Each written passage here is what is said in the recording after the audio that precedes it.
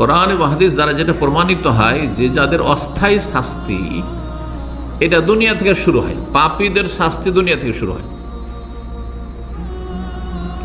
অনেক পাপী আছে আল্লাহ রাব্বুল তাকে ভালোবাসেন, এটাকে আপনারা খারাপ নেবেন না, নেগেটিভ। ভালোবাসেন, চান না যে জাহান্নামে দেবো এই বান্দাকে আমি, সেই জন্য অতদূর পর্যন্ত তার পাপকে জমিয়ে রাখেন না। দুনিয়াতে বিভিন্ন বালা মুসিবত দিয়ে তার মোচন কয়েকদিন কাফফারা হয়ে যায়। অসুখ হলে কাফফারা হয় না, হাদিস আছে না?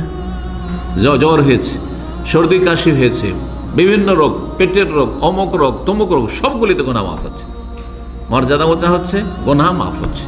যাদের গোনা নেই মর্যাদা উঁচা হইতে লেগেছে, কিন্তু গোনা আছে, অধিকাংশ মানুষের গোনা আছে। সুতরাং এই যে গোনাগুলি হচ্ছে দৈনন্দিন, অসুখ বিসুখে কি হয়ে যাচ্ছে? গোনা মাফ হয়ে যাচ্ছে। শুধু শারীরিক না, বালা মুসিবত না,